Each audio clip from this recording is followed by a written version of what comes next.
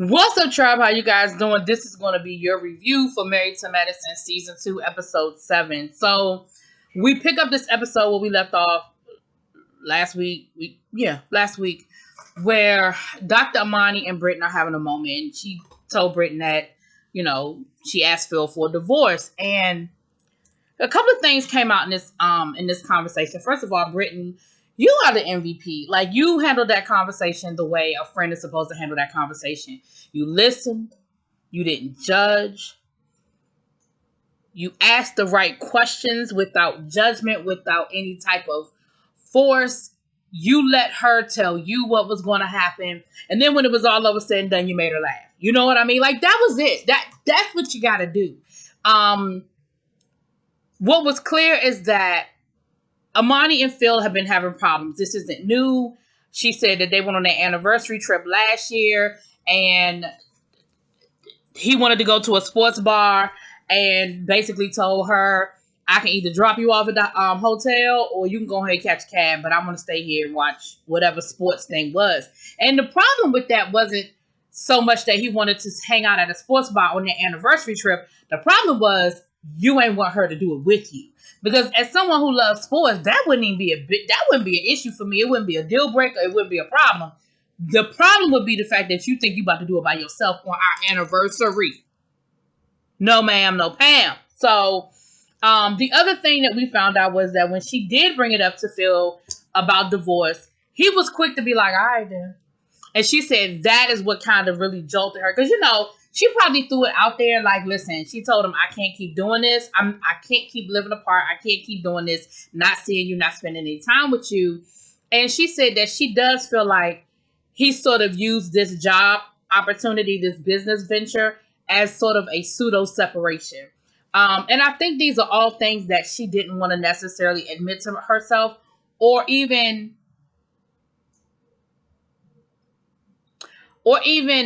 either didn't want to necessarily admit to herself or even acknowledge, I guess, is the word I'm looking for. But neither here nor there.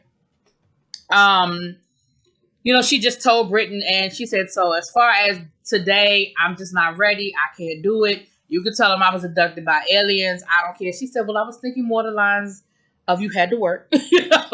She said, but listen, do what you have to do. And like I said, I really like how Brittain handled it. And Brittain said, why didn't you tell us? Why didn't you let us know what was going on? And she was like, well, I didn't want to burden you with my problems. She said, that is what friends do. She said, we burden you with our problems. You burden us with your problems. That is what friends are. That's what friendship is. And I think, again, Dr. Imani needed to hear that. But she admitted, she said, listen, I'm just used to just handling things. And so that was a good conversation. And so we get to the party. Shanique and Jasmine come through, and there's a whole dude ranch situation. Leah showed up like she was on her way to, she said she was on her way to rodeo, not a rodeo. Brittain looked like she was getting ready to, run the steeplechase at the Olympics, honey. She was ready. She was ready. She had her riding gear together. But overall, Shanique enjoyed it. And that's what it was all about. Shanique had a good time. She loves horses. She loves riding horses. It was a great, great day. When it was all over said and done, they had a dinner for them. And here's where shit got a little tricky. So Dr. Kendra's there. And it's a dude ranch. So they had chicken, macaroni and cheese, cornbread, collard green. They had all that shit. Baby, Jasmine got her ass up, walked over to Dr. Kendra's plate, and took her damn cornbread and told her, this not on your diet.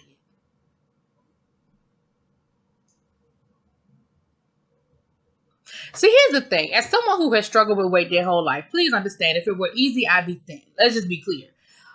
And I understand that when you ask people for help, I get it that Jasmine's heart is the right. I honestly believe that her heart is coming from the right place. The problem is You can't do it for them. What people don't and I'm about to go left for 2 seconds. What people don't understand about a food addiction is that it's the same as someone who's addicted to alcohol. It is the same as someone who's addicted to drugs. The difference is with alcohol and drugs, you can go cold turkey. You can take it out your life. You can never pick up another drink again and live a full and healthy life. The difference is with food, you can't do that. So when you have a food addiction, you have to figure out how to reinvent your cravings, your food taste, all of that within a healthy boundary. And it's not easy.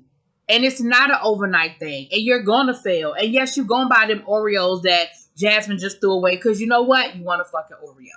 But eventually, over time, you're going to figure it out. And what Kendra needs from you, Jasmine, is the help. She doesn't need a drill sergeant. She doesn't need a mama. She doesn't need somebody tapping her on her shoulder, telling her, taking stuff off her plate. Because here's what's going to happen. When you're not around, she's going to get 2 pieces of cornbread because mentally in her mind, she was deprived of the cornbread when she wanted it. So in her mind, she got to double up. I'm just telling you what I know. Look at me. I know about this, okay? And honestly, Kendra, you should have nipped that in the bud when she did it. But Kendra let her do it, honey. Kendra let her do it. And Leah, and everybody said something about it. Like Brittain, Leah, like all of them was telling her, like, girl, you're doing too much. Like, you don't get to just take food off her plate. Like, what are you doing? And Leah started doing that little, like, girl, you know, she was doing that.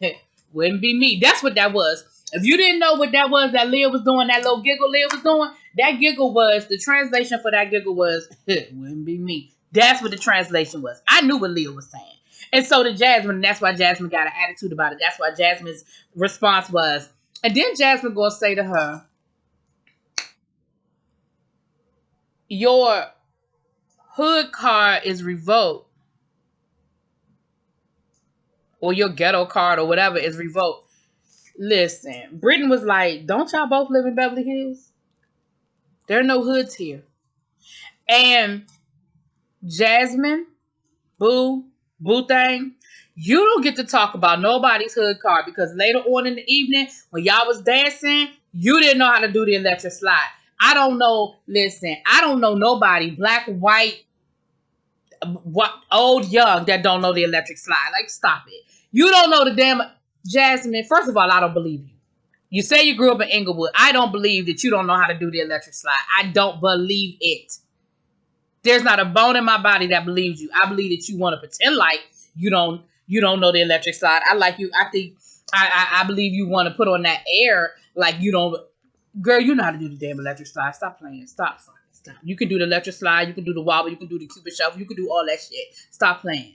Anyway, but the night ended up really well. Everybody had a good time. Good job, Kendra's Shanique's husband, Robert. Good job, Robert. You did a good job. Now, then we see Dr. Kendra having a conversation with her husband, and she tells her husband that she went on a job interview and she got offered the full-time position. Now, here's the thing. I think how Kendra's husband chose to express himself may have gotten lost in translation, but I believe that what he was saying, I believe, is valid.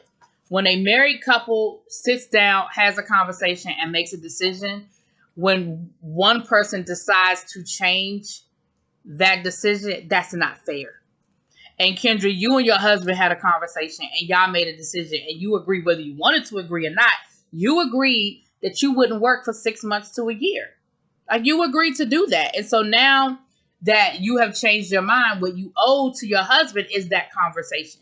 You owe it to your husband to sit down and say, listen, I thought I could do this, but my passion for medicine, I can't stay away that long. I just can't do it. Because here's the thing. He went to medical school just like you did. He knows the amount of hours and studying and preparation. Like, he understands all that went into becoming a doctor. So he gets it, but you need to have that conversation with him. And I don't think it was fair for you to feel like he didn't have a right to have an opinion or be upset. He has the right to be upset because that wasn't the plan.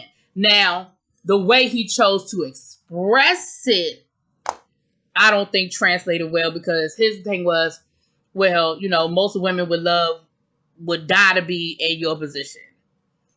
And basically what he was saying was, the average woman would love to be in a situation where she don't have to go back to work and she could be a stay-at-home mom. That's what she said.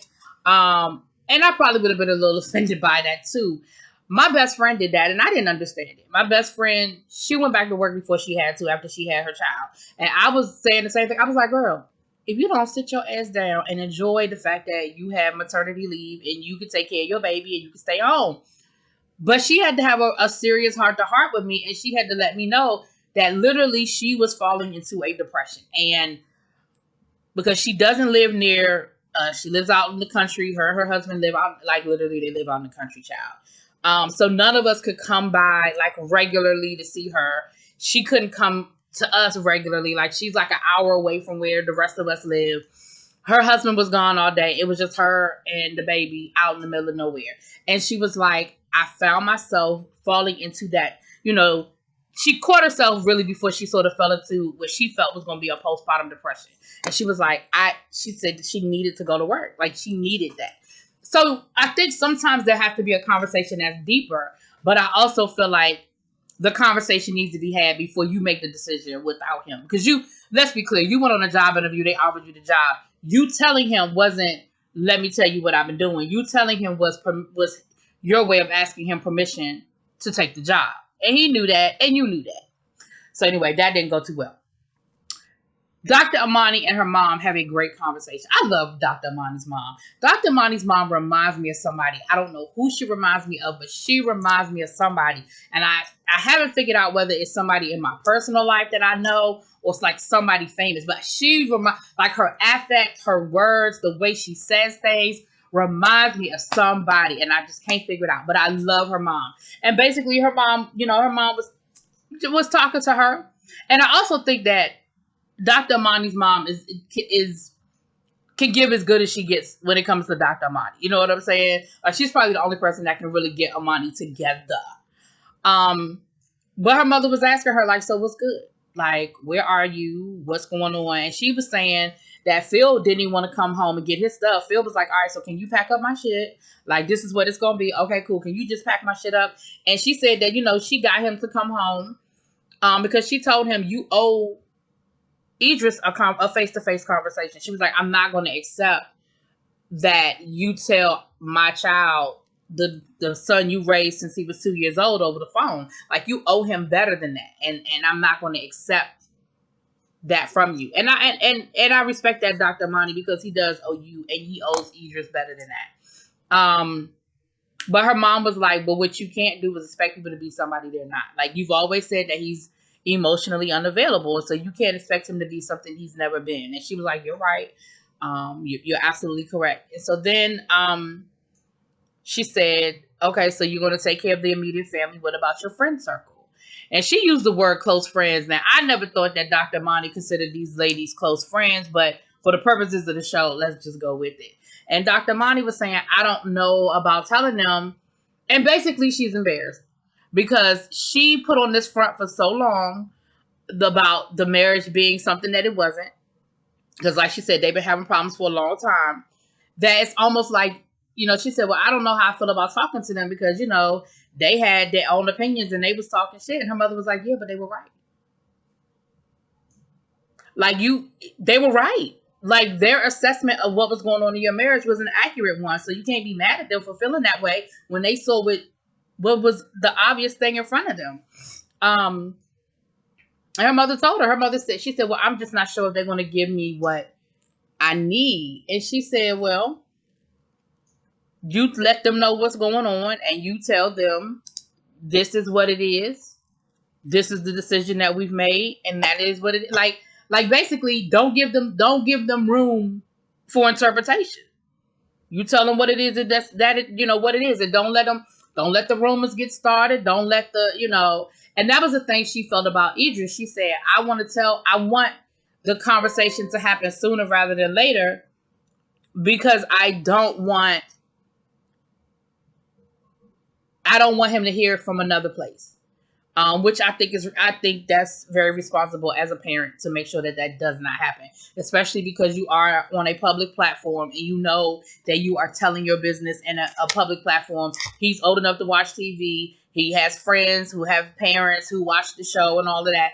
Very responsible, Imani, to make sure that all that's taken care of. And it's never easy. Like divorce, separation, the end of a relationship is never easy, whether it's a romantic one, a friendship, whatever. And she's always said that this man is her best friend. And so I know this is a lot. This is a lot.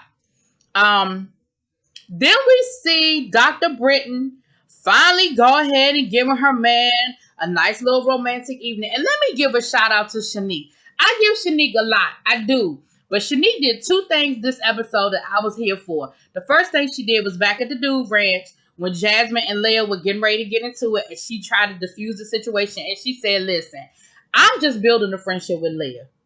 And Jasmine is my ride or die, and I'm not getting in the middle of this. And I feel like a year ago, Shanique would have chose a side.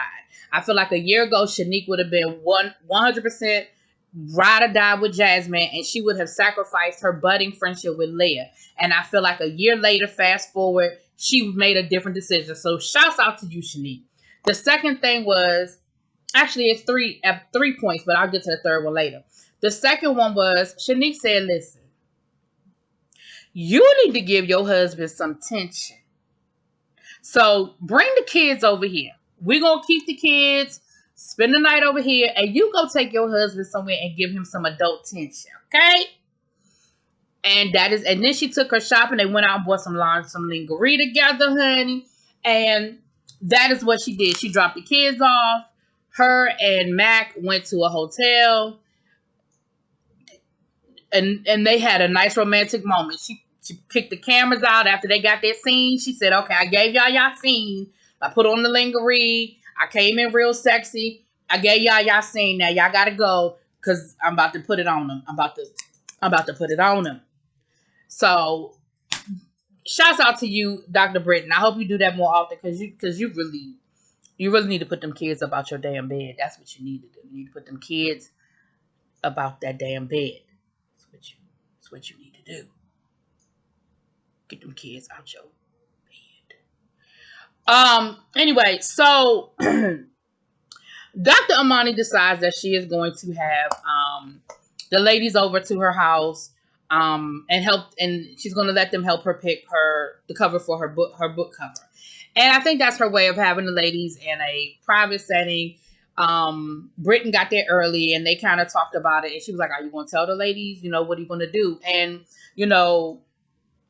Imani was like, listen, I told Dr. Brittain what was going on because I trust Dr. Brittain. Like me, I trust her. She can keep a secret. So I knew she wasn't going to tell nobody. I knew she wasn't going to gossip. But she was like, I don't know if I'm going to tell them or not. And Brittain, again, gave great advice. She said, listen, just feel the energy. If the conversation comes up, if the situation presents itself and you feel comfortable sharing, share. If not, don't. Do where you're comfortable. Do it when and how you're comfortable. If you ain't comfortable. And so I think that was some great advice. And so the lady showed up. And she showed them they had a conversation and everything.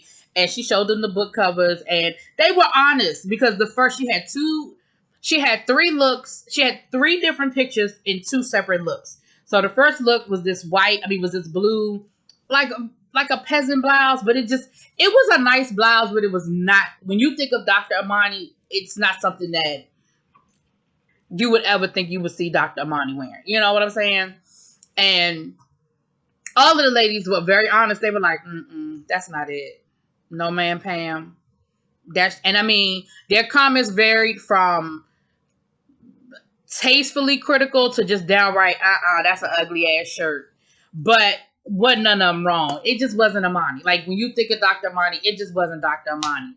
So again, I can respect that because that's some real friendship. Now, when Dr. Kendra got there, honey, she went straight for the sangria. Bitch, I know. Jasmine tried to tell her sangria wasn't on her diet. Kendra said, I know, but I done had a hell of a week and I'm about to drink this sangria. And she was like, and what? She was like, and Jasmine can say what the fuck Jasmine wanted to say. I'm about to drink this damn sangria. And she told her, and we need to talk. because she was like, I'm still feeling some kind of way about her trying to tell me what I can and can't put in my damn body. She was like, we'll talk. We ain't gonna talk right now. Oh, but we gonna talk about that. And Jasmine is just looking at her the whole time. Even while she was pouring it, Jasmine was just staring at her pouring it like, that's enough. That's enough. I said that's enough.